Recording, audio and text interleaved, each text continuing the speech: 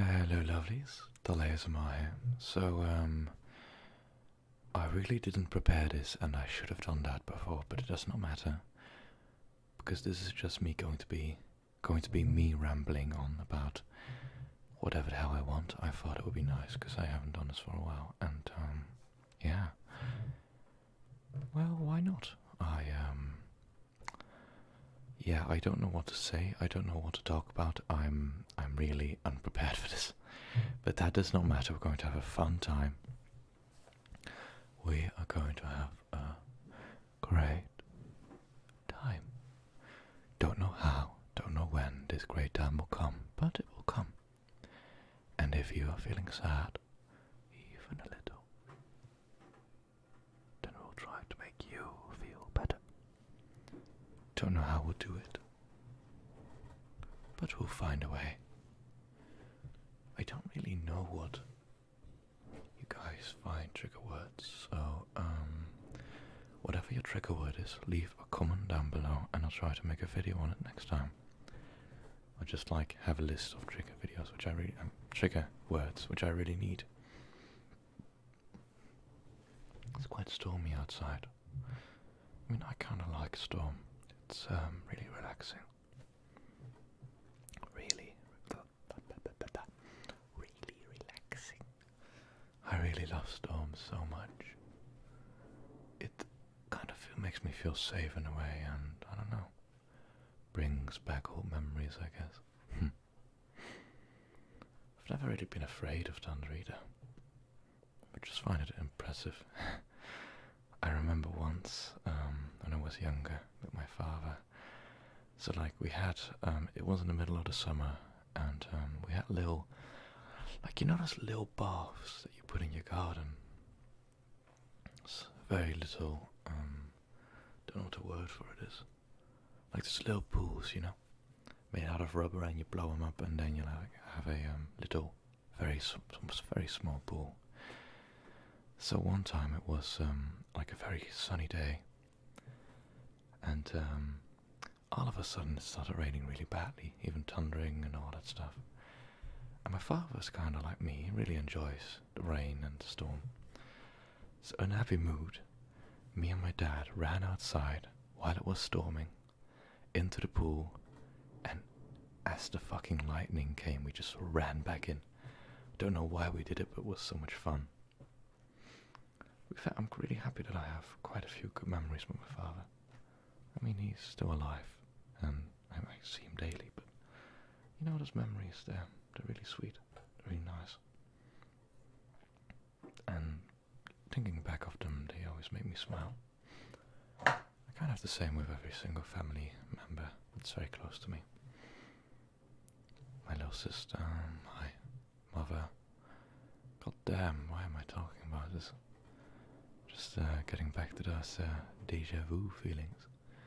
Especially with the storm, it's kind of sweet and nice to kind of go back to that nostalgic age when we were all tiny and little people. Children, I mean, with that. God damn it. I might try to find myself a book and try to read out of it for a bit. Might be interesting. I think you all enjoy it. You know, I'm just going to look up some books right now.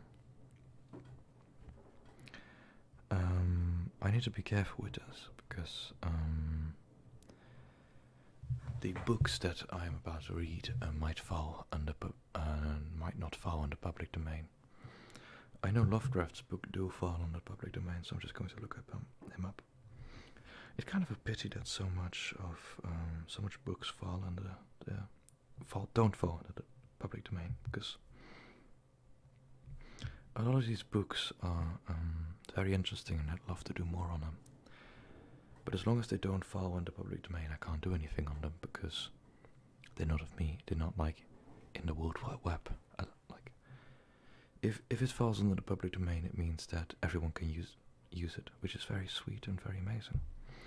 Sadly enough, this changed in the 18th century, and the public domain was only a book would only get into the public domain after so many years after the person who killed it, who made it, dies.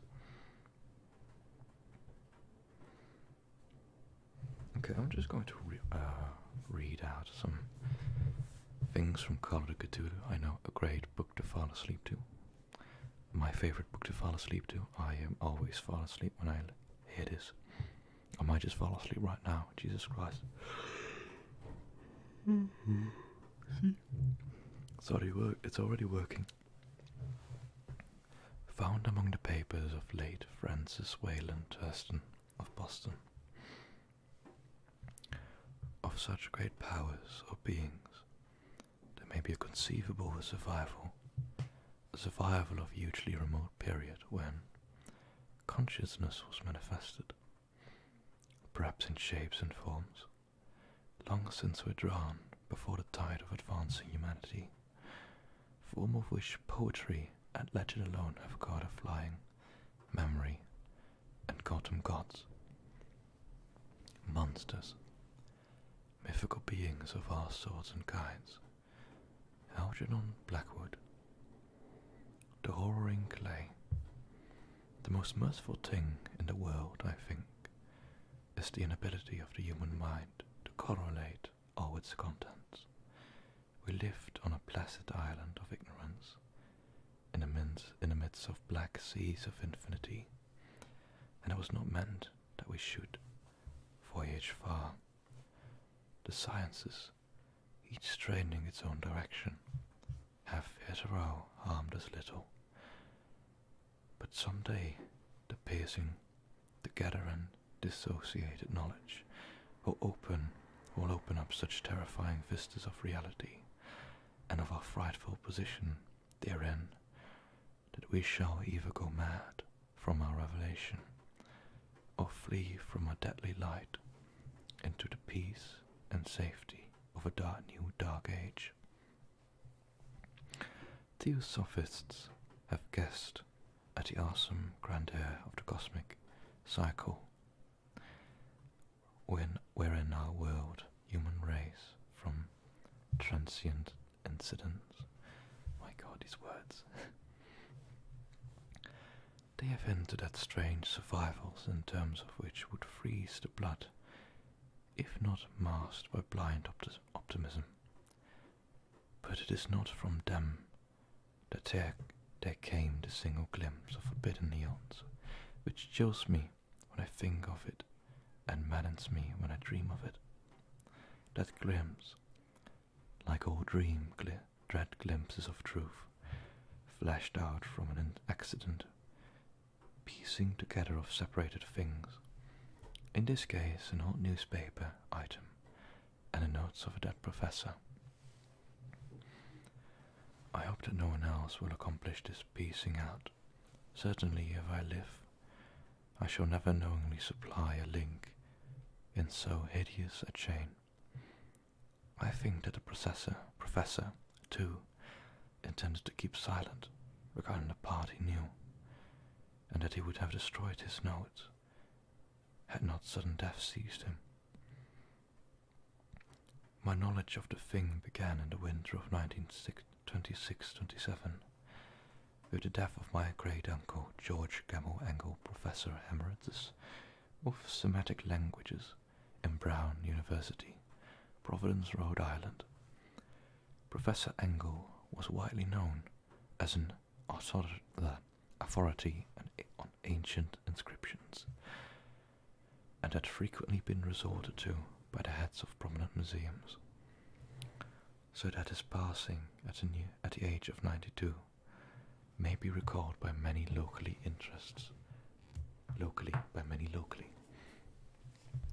Interest was intensified by the obscurity of the cause of death. The professor had been stricken whilst returning from the Newport boat, fallen suddenly, as witness said, after being jostled by a Neutolic-looking person who had come from one of the queer dark courts on the Preceptor's hillside, which formed a shortcut from the waterfront to the deceased's homes in William Street. Physicians were unable to find any visible disorder, but concluded after perplexed debate that some obscure lesion of the heart induced by the brisk ascent of so steep a hill by so elderly a man was responsible for the end. At the time I saw no reason to dissent from this dictum, but latterly I am inclined to wonder, and more than wonder.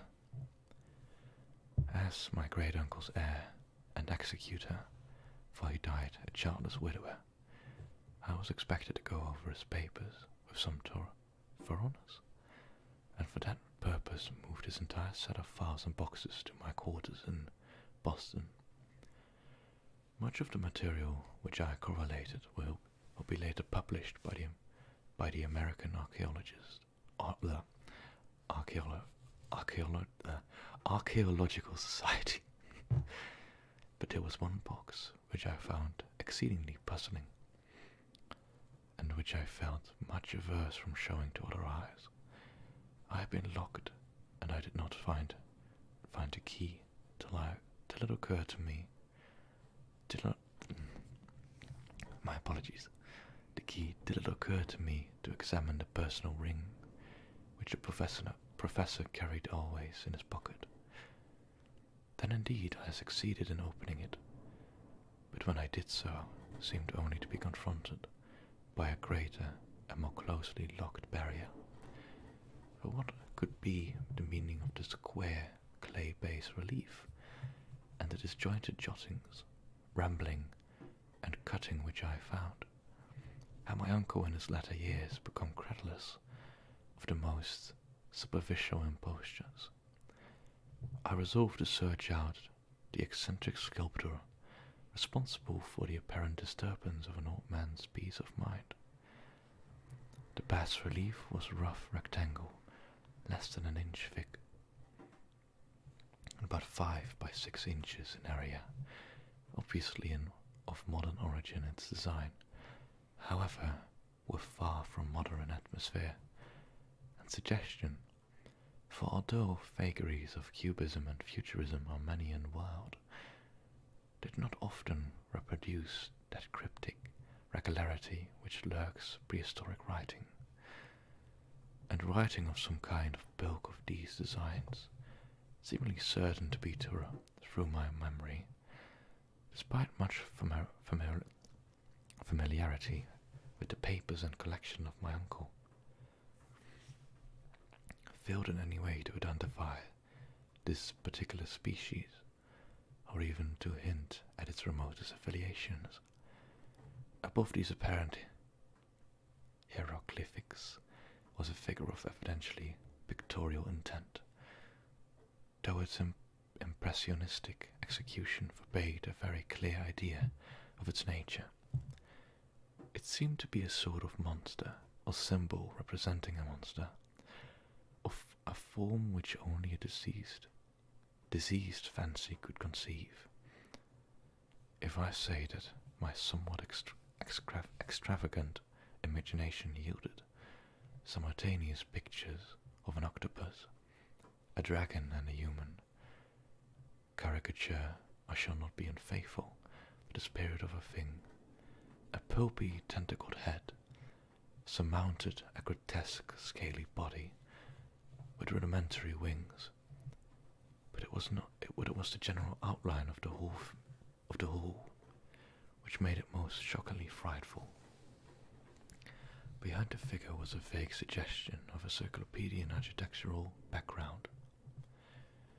The writing accompanied this oddity was aside from a stack of press cuttings in Professor Engel's most recent hand, and made no pretense to literary style.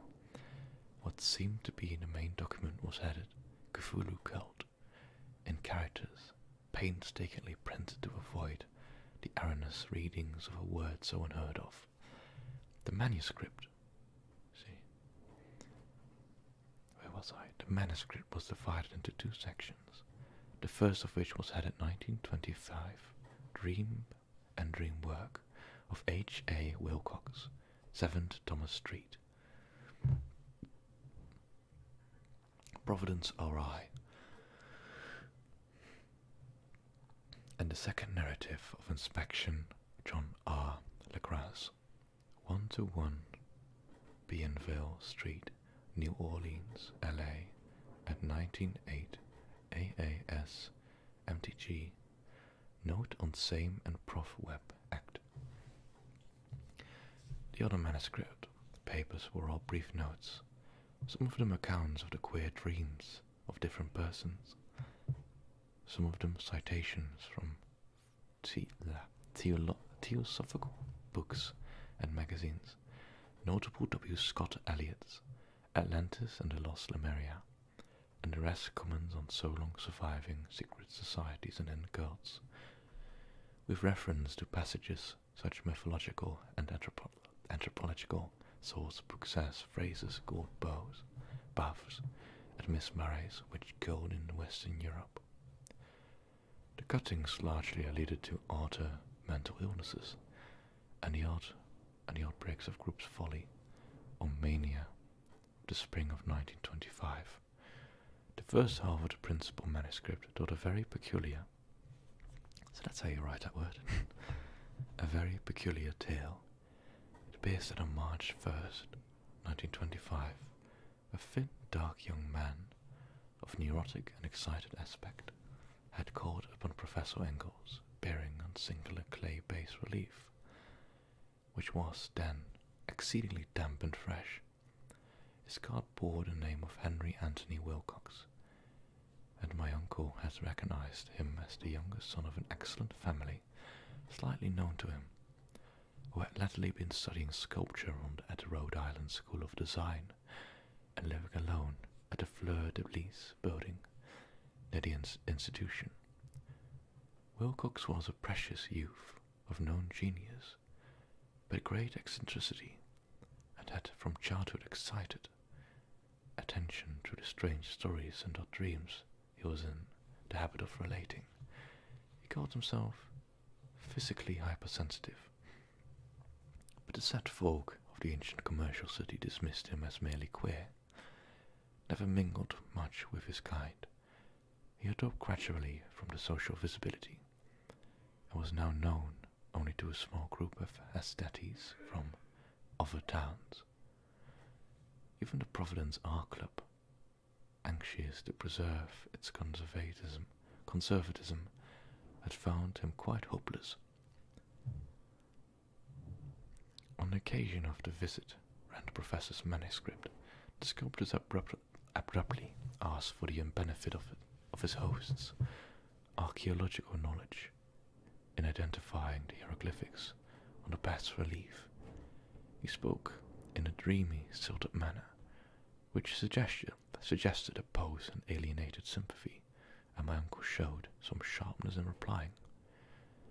For the conspicuous freshness of the tablet implied kinship with anything but archaeology. Young Wilcox's rejoinder, which impressed my uncle enough to make him recall and record verbatim, was of fantastically poetic cast, which must have been typified his whole conversation, and which I have since found highly characteristic of him. He said, "It is new indeed, for I made it last night in a dream of strange cities, and dreams of ordered and brooding Tyre, contemplating Sphinx, garden gilded Babylon." Okay, you know what? I'm going to end it here. I've been doing quite a bit of the book. If you enjoyed this, please do tell me. I've just done 10 pages of Call of Cthulhu. If you'd like me to cover the rest of the story, which is still 20 pages long, please tell me. I'm not going to lie, it was kind of a trouble for me to do everything properly, because I am not very good at reading out large pieces. In general, I always have trouble with it. And I also had a bit of trouble with the Old English it was written in, but I still enjoy doing it. It's a very good book and I enjoy it. Either way, I hope you enjoyed this book rambling, I guess. And I'll see you lovelies next time.